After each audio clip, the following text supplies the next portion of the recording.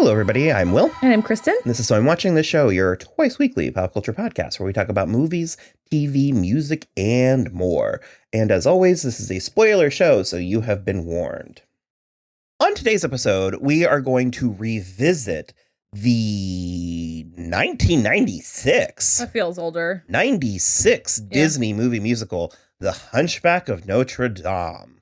Ta-da! What's the bells, bells, bells, bells?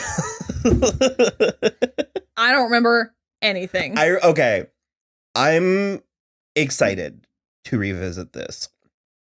I remember being stoked for it, and I have no idea why. Yeah, that feels real weird. I think because if it was 90, just Esmeralda? If it was 96, I was 11. So I think I was old enough to have like I don't know how to, I was going to say like object permanence, and that's not it, but it's like when you're a kid and Disney movies come out, it's like they fall into your lap. Sure. And so at a certain point, I think I was aware that I was living in the Disney Renaissance. Okay.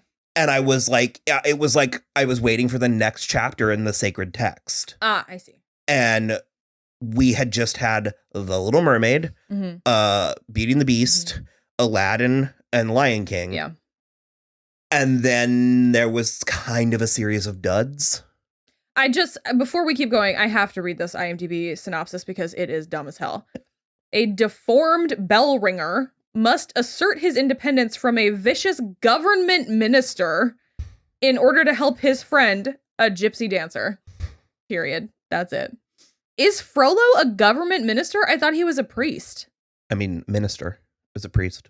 I assumed that was the word government made me think like, you know. I think he works for like the state. I think it's. Oh. Yeah. There's no separation of those two in France. In the 1600s. Got it. Never mind. So I remember being stoked for this movie. And I remember my mom not really getting it either. She was like, And there was a controversy at the time because Demi Moore was voicing Esmeralda and she was deemed not appropriate for children's movies. However, children would have no concept of who she was. Or that was her voice. I scrolled down and that was the moment in my whole life that I knew that Demi Moore voiced Esmeralda. Oh, it was a thing because I think Striptease came out like the same year. And it wasn't Disney brand or something. I don't know. But I was like, the point of doing that. Jason Alexander was? He's not offensive. But I mean, the point of stunt casting like that isn't for the children. Yeah. It's like for adults to like make other people interested in it. And so I remember going to see it and not particularly liking it, but still being fascinated by it. I read the book and it's so long. It was like an abridged. It was the Great Illustrated Classics. Okay. I mean, it was over 100 pages.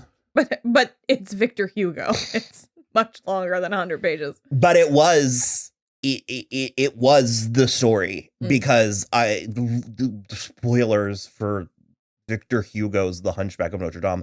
Everybody dies. Yeah. Everybody. The goat dies. Her pet goat dies. His death is in detail. Yeah. And I remember finishing it and just kind of looking at my mom and being like, like, what was the point of any of that? And I did like her and I did like Phoebus. Yeah. Just Phoebus. It's Kevin Kline. Yeah. There was a gothic macabreness to it that I was kind of intrigued by. And this is around, I've talked about it a couple of times, but I was like, there was a point in my life when I was younger where I was kind of obsessed with like hangings. Just kind of sit around all day, draw pictures of hangings. What? Yeah. Because it happened several times in a row at Phantom of the Opera. We were studying American history and we went to see the Mary Surratt house. Ooh. She was hanged. Yeah. The Hunchback of Notre Dame, because in the book, Esmeralda's hanged. And he follows the wagon to her mass grave and crawls in it. Grave. Well, she's just dumped with like the gypsies. I mean, they were. And he crawls into it and holds her hand and dies. Jesus. This is an interesting intro. What good, like, fucking property for a children's Well, that's what adaptation. baffled so many people is they were like, where did this come from? Like, what was even, because it backfired because the children hated him because he was scary. Yeah. A similar thing happened with Aida, where Aida was originally in production to be animated and they decided it was too mature and switched. Spoiler alert, they all fucking die in that one too. Well, Amneris doesn't, but they switched it over into Broadway, which part of me is like, they should have done that with the Hunchback. Yeah. And or they should have done a DreamWorks thing and gone like a PG route and done like more mature. I don't know. I'm very curious to rewatch it to see if I'll like it. I remember it being inconsistent. I remember the gargoyles being weird. Yeah. And I think the priest, Frollo, I think he sings a song about trying to save his soul from the eternal hellfire of that damned whore. Like there was a lot, like, and I think like a fire demon version of her tries to like seduce him. Yeah.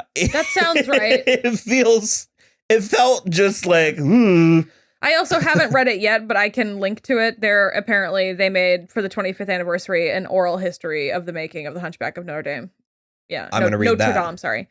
Yeah, I have not read it yet, but I will. We can link it in the bottom too. That's why we're doing this. It was in June, but schedules. This year is the 25th anniversary. So since I've wanted to revisit it and never have, I figured what better time than now.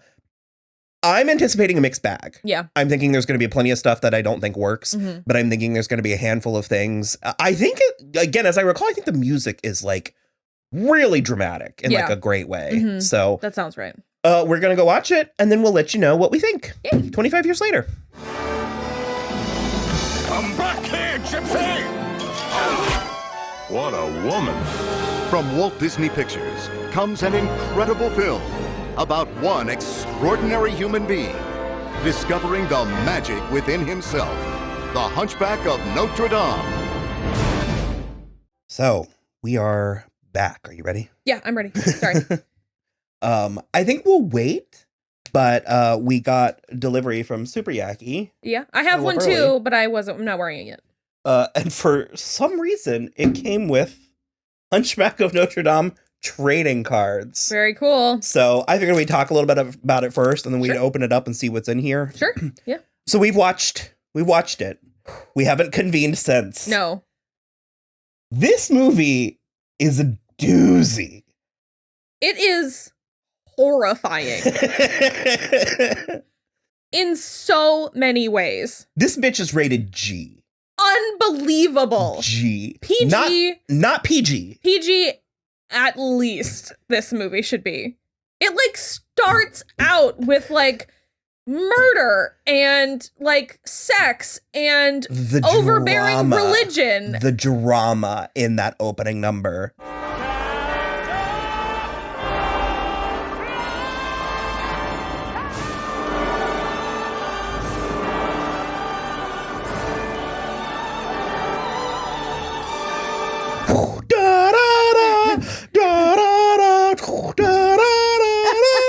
There's like Latin captions. Okay, there is Latin in every minute of this movie. I don't understand how it happened. Me neither. Okay, so I still have not read the... Oh yeah, we were supposed to read that. I was supposed to, and I just simply ran out of time. But there is an oral history of the Hunchback of Notre Dame. Notre Dame. I keep doing that, so I apologize. It is long as hell. I found it on slashfilm.com. I want to read it. I just haven't gotten around to it yet, but it seems insane. I cannot believe this was the end result of a Disney movie. Because it's... Do you know what it feels like? Because what I did read was the oral history of The Emperor's New Groove, like last year. It feels like what that movie was initially going to be, which was like a very dramatic telling of like an Aztec... The Prince and the Pauper. Yeah. By way of, yeah. I don't... Because it's not terrible. Like, it's beautiful. It's very, this movie very is nice. gorgeous. It's 1996. Yeah. And so we had computer animation, but we weren't drunk on hubris. So it was like There's one scene that is legitimately terrible. Which... It's like a big crowd scene. I think it's when they're trying to burn her at the stake. And it's like very like trying to be the ballroom scene from Beauty and the Beast, but it's I was going to say nothing goes to the Hydra place in Hercules. Sure. So it's like, sure. it's so sleek. And it's so, because that was one of the things that bummed me out the most. Very lush, too. Okay. Oh, yeah. That was one of the things that bummed me out the most when we revisited The Little Mermaid, is I never realized as a child how cheap The Little Mermaid was. It's pretty flat. Yeah. And this isn't cheap. No. This is expensive. Too expensive, one might Yeah. say. Her red gypsy dress Uh-huh. is like, it looks like liquid gold. Yeah. Like it looks like chainmail. Yeah. I don't know. It's very cool. It's so uneven. Mhm. The tone, and the movie's greatest flaw is for a 30-minute stretch in the middle, it's just downright boring. Sure. And if it weren't for that, Yeah. I could sort of be into the weird gothic, Sure. like. But tonally, it's so inconsistent because it's very, very deep and dark for like 70% of the movie, and then the rest of it is like fart jokes from a gargoyle who sounds like Jason Alexander. And it's like, what? And Kevin Kline's one-liners, like. Okay. Okay, you're correct. That being said, I have a Pavlovian response to Kevin Kline's voice now because I love Mr. Fish Odor on Bob's Burgers so much. That's what it is. I couldn't figure out what it was. Hello, Belchers. I kept trying to say it was bottom, but no. No. So the whole time I was like, well, this is delightful. And then he would make some stupid comment about, like, you know, her breasts and Achilles heel. That one was straight up good, though. Or the I didn't know you had a kid. Yeah, that was good, too. Esmeralda. Wow. Yeah. A for effort. Her breasts were like... She's gorgeous. She is gorgeous. They're really going for it in a way that is ahead of her time. Yeah. The movie's a little bit ahead of its time in several, or out of its time, certainly, in several ways. Yeah. Disney's first openly Republican character with Frollo. I'll allow it. No, Esmeralda, she's very, I don't know. I mean, watching it's sort of like, it was reminding me again of Meg from Hercules, where I'm like, this is really progressive, like really advanced in a way that they're not entirely sticking the landing, but I would say she's like a precursor to Meg Mhm. from Hercules, because Meg feels like she has a lot more agency over herself. She's a little slave. Meg? Yeah. No, but I mean, like, okay, understood. But I mean, her whole attitude. And everything. Gotcha. Whereas, like, Esmeralda still feels a little like a cipher. Well, she's an ideal. She represents. Yeah. It's Moulin Rouge for, like, it's the freedom, beauty, truth, and love. Sure. Like, yeah. And she is a Disney princess. She is not. No. Not. I mean, there's a Again, scene of her aforementioned breasts dressing where she has to, like, cover herself with a robe. Do you know what she's a little bit more like? Is the female character from The Road to El Dorado. Mhm. She's also very sexual. Mm-hmm. There's so many elements of the movie that just don't really work. Mhm. One of my issues is that Quasimodo's life is so sweet. It's so swank in 1400s France that he basically has a studio apartment. All of his needs are met. He has toys. He has friends. Like, and he wants to get out into a world that hates him. Yeah. Where you'll catch the plague. At the very least, it will smell terrible. Yeah. Like, and so there was a part of me watching it where I was sort of like, I know what they're going for. Yeah. But because I've said before that it's this game I like to play where anytime, like, my life is not going the way that I want it to, just add the phrase historically speaking to the beginning of your life. Well, also, your, just all like, you situation. all you have to do is, like, I could be a serf in medieval England.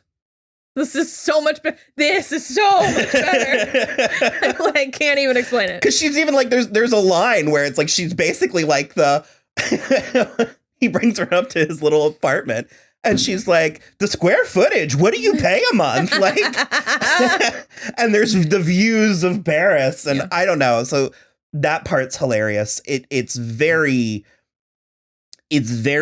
Rapunzel and Mother Gothel. I was going to say the same. Like the template, like without the actual like it wasn't given time to rise. Well, it's without the actual gaslighting. Frollo is just an asshole. He's just like, you're ugly and worthless, so you have to stay here. A nuanced movie, it is not. The topsy-turvy day, hilarious, terrifying. Oh yeah.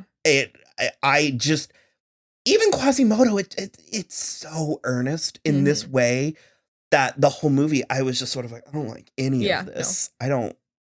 Also, she really grabs a fistful of his face to try to pull the mask off.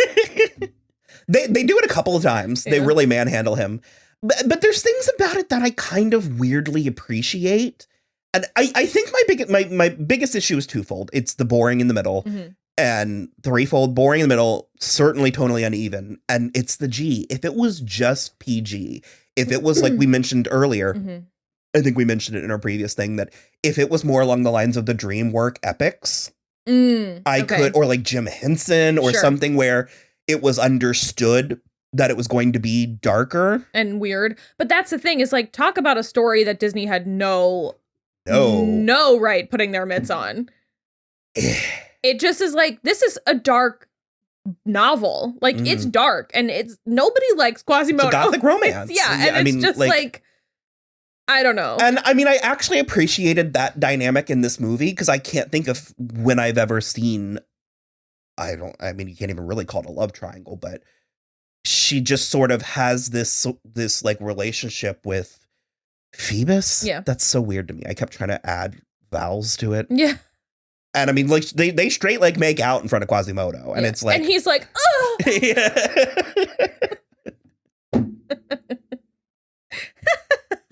That was the eyes of Notre Dame staring down at. Okay, I have another issue, which is they are so inconsistent as to make me think that they had never even stepped foot in France with the size and scale of Notre Dame, because Quasimodo, it's the Burj Khalifa at one point. It's so fucking tall at one point. And in reality, it's a very impressive building. It is still a cathedral that was built hundreds of years ago. It's not possibly be that tall. So when he's standing above the rose stained glass window, I was like, he's like not even 100 feet in the air. How are people not already seeing him? Like, how is he still secret? You can see that like relatively easily. And he's like, when he's trying to escape with her, he's like swooping down the buttresses, and there's still like 100 feet to go. And I was like, the buttresses come down to like the roof of a one-story building. The scale of this is inconsistent. The whole time you were talking, I just kept remembering horrifying things. They burn her at the stake. Yeah. The medieval warfare. There's molten, they show them heating up like a kettle. Yeah. And then it's like full blown, the like dragon scene from Sucker Punch, where it's just like molten lava is pouring out of. So it's oil, and that's a thing. I know it's a thing they used to do, but it just like for the Visigoths. The Disney-fied version of it was jarring. Yeah. And then it's just like a lake of fire at the bottom after that. That Frodo falls into. Yeah. To the point where we see the fizzle. We see the. Yeah. He deserves it. He's an old lech. Oh, of course. The scene of, you want to talk about the breasts, the heaving bosoms.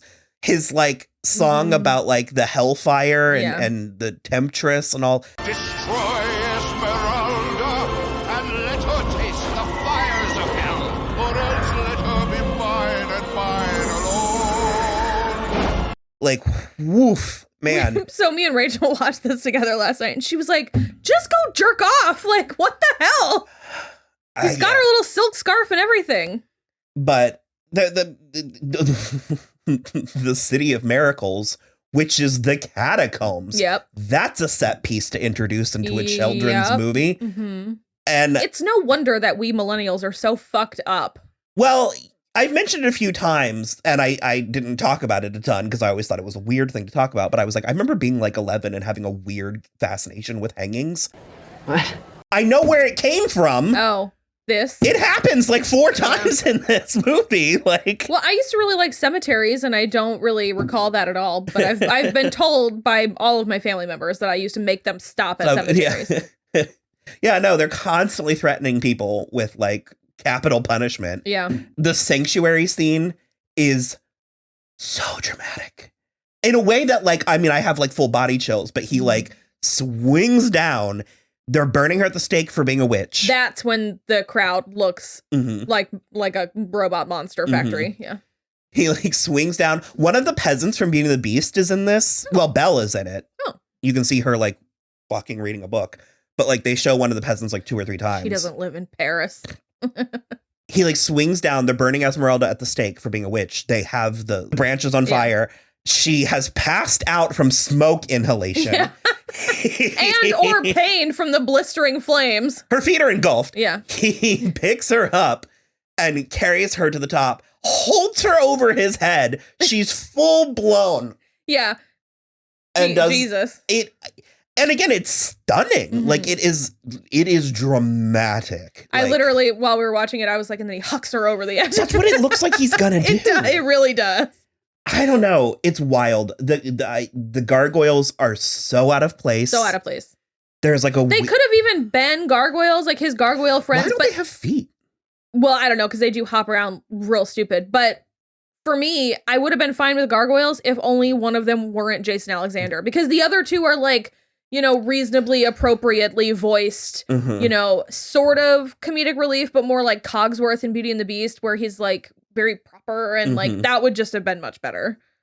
I like Jason Alexander, but it was out of place. That sense of humor was out of place here. It's too much. A lot and all over. It's all too much. I do have a slightly different appreciation for it. You know, we're living in a time of really uninspired live action Disney remakes. Yes. So, oh God, can you imagine? Well, kind of. I don't know. I like appreciate it being different. Yeah. I appreciate them taking a chance. Also, the music is just not really very good. There's the Bells of Notre Dame and I guess Topsy Turvy are really all that kind of stand out to me. It's like interesting music though, I would say, but you're right. It's not like very good and it's so different. And like I said, there's so much Latin. Like it's too much Latin for a child. I do have a newfound appreciation for it. In particular, Esmeralda. It's a very me, it's a very us take, but I now think of her a bit more as a pioneer. She was not, they didn't break the mold. I mean, she didn't come out fully formed. Yeah. I think they were doing something socio-political with her. I do think there was just a little too much Demi Moore in it. And it was like also fresh off a striptease. Not the most like misguided casting, but it's like not very good casting. I don't love her voice being in there because she's also like the only recognizable one, because Kevin Kline doesn't have an overly recognizable voice. So Demi Moore is like the only name in this movie, which is really bizarre in a way that like everybody's a name in these movies now.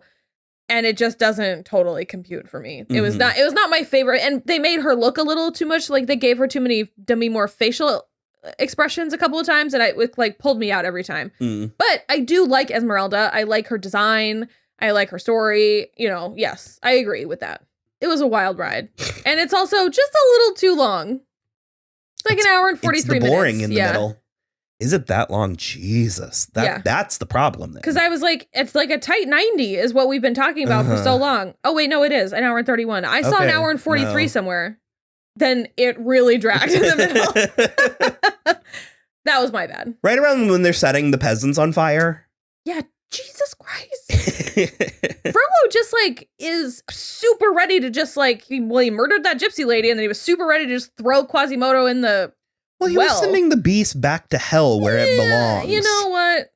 What we needed more of was the like kindly priest that lived inside the church. Yeah, he has like 2 scenes and it's like, oof, God do help the outcasts. Yeah.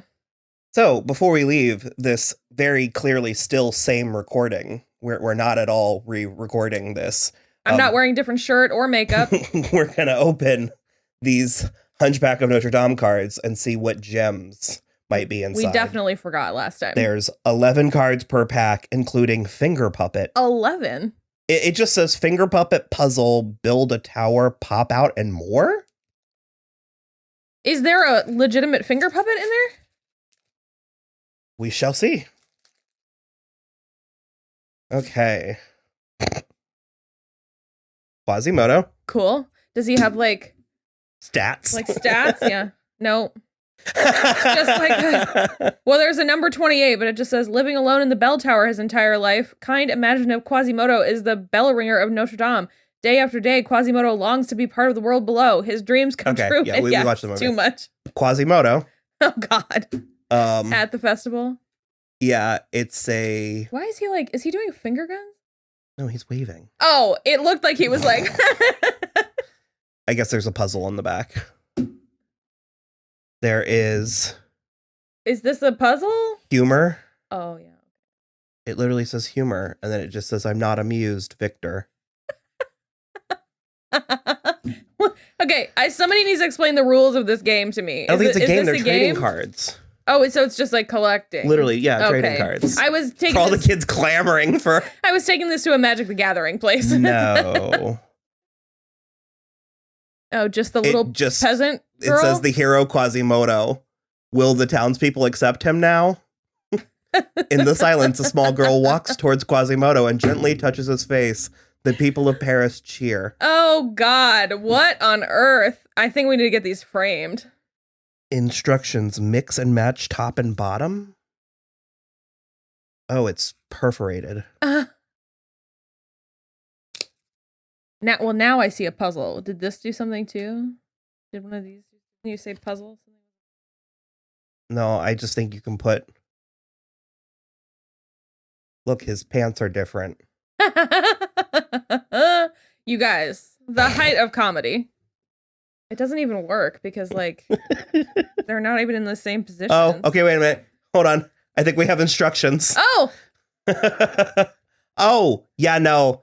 There's like a puzzle. There's a free, exclusive, limited edition 3D motion card. Build a tower card. That actually looks kind of cool. Iron-On's card collecting. Wow, there's an activity game. There's pop-out story cards, character cards, topsy-turvy cards. So there's more. So we need to be getting more of these packs. We just need to order like 100 more shirts from Super Yaki. Okay, welcome to the world of card collecting. See inside for a full description of Disney's The Hunchback of Notre Dame trading card features. Wow. Wow. So yeah, this is part of the castle. Oh. And you can like stack it to make the castle. The church. Notre Dame. The cathedral. And then here's coin cards. Punch out coins to use them as play money or string them together with a piece of string to make a necklace. Honestly, you know, we were joking. We were mocking this. It's actually not terrible. Collect all 8. You have to get 8 to build the church. Jester's Challenge. Activity. Take the bottom card from the discarded pile. If you have this card, any of your current cards. It's too much already. Yeah. Quasimodo says, "Are you ready to fly?" Oh, God. Here's another perforated puzzle. It's even smaller. Oh, yeah. Oh, at least it's a card stock. Yeah. Is it 2 different images? No. But it's this guy. This guy was pretty cool. Yeah, we didn't even mention him in the episode. No, the jester. Yeah. Here's like a... Ooh. I think it's like a... Part of something else again. Yeah. And then a pop-out character. You know what? 8 out of 10. Yeah, pretty cool, actually. Highly recommend. Sorry. That was a journey. Yeah, definitely. So... All right. Yeah, we need to order more shit. We need more toys. Yeah, like we need a hole in the head. Let us know if you liked The Hunchback, if you were ever one of those. I feel like... I was not. This is only the second time I've seen it in my life. Mm-hmm. So... There was parts of it that were weirdly seared in my memory, and I cannot imagine I watched it a bunch. It had to have been like the trailer or in preparation for it, but there was a handful of the things that I was like, oh man, I remember this in like a way that came and went. Yeah. Like, all right. Well, as always, you can follow us on Twitter @SoI'mWatching or Instagram @SoI'mWatchingTheShow. Oh, The Hunchback of Notre Dame is on Disney Plus, and you can also rent it on Amazon Prime, apparently. You can also watch The Hunchback 2 with Jennifer Love Hewitt as Ooh. a peasant girl. I love his dolls. I remember The having dolls are very good. being envious of his Yeah. toys. Yeah.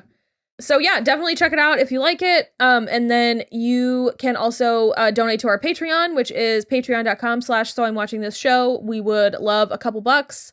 We're just trying to make you guys more content, and there's a lot of big backlog of stuff over there that you can look at. And we're getting ready to start putting some more video stuff up there as well. So you have that to look forward to. And then other than that, you can rate, review, and subscribe on iTunes or YouTube or wherever you listen. And that's it for us. Bye.